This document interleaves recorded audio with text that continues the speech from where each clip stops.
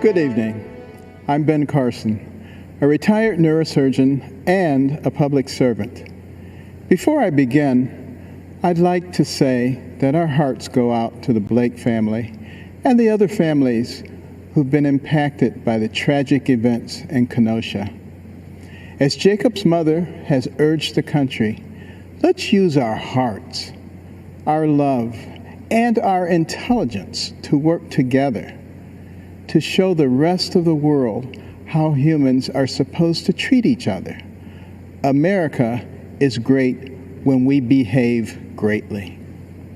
In order to succeed in change, we must first come together in love of our fellow citizens. History reminds us that necessary change comes through hope and love, not senseless and destructive violence.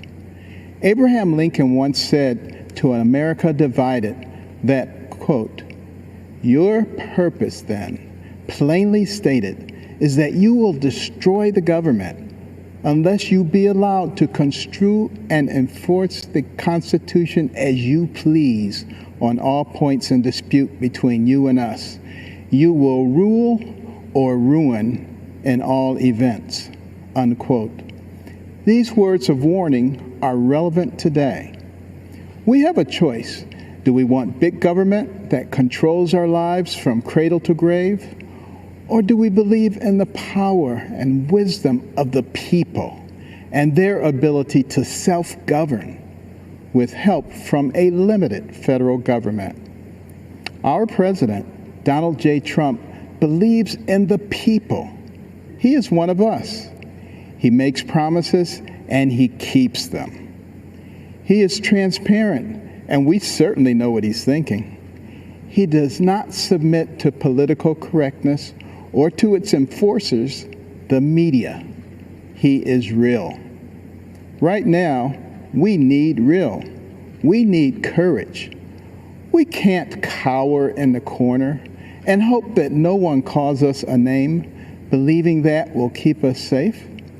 That is not courage, and that will not lead us to a good and just place. We must remember all those who sacrificed everything in order to give us freedom, and we must be willing to do the same for those who come after us. President Trump does not dabble in identity politics. He wants everyone to succeed and believes in the adage, "A rising tide lifts all boats." Many on the other side love to incite division by claiming that President Trump is a racist. They could not be more wrong. Years ago, Jesse Jackson gave Donald Trump an award for the economic opportunities he created for black people. In Palm Beach, Florida, Donald Trump led the crusade to allow blacks and Jews into private clubs and resorts.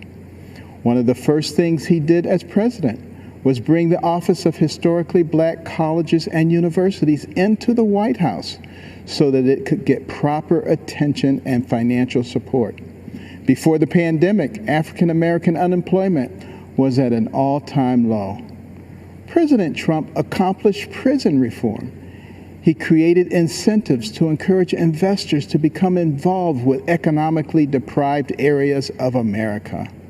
He strongly supports school choice, fully recognizing that no matter what circumstances a person is born into, they can achieve success with a good education. It was true for me. When my mother forced me to read books about doctors, entrepreneurs, inventors, and scientists, I began to recognize that the person who has the most to do with what happens to you in life is you. My mother always told me, "Ben, you can do anything, but I will never allow you to become a victim." It was then that I stopped listening to the people who were trying to convince me that I was a victim and that others were responsible for my victimhood. What is racist is the fact that African Americans have the highest abortion rate. President Trump is the most pro-life president in the country's history. He will continue to fight for those who cannot yet speak. The vision of a shining city up on a hill came from Jesus' Sermon on the Mount. America is that shiny city. We are the beacon of hope for the world. At this moment in time, President Donald Trump is the man with the courage, the vision, and the ability to keep it shining brightly.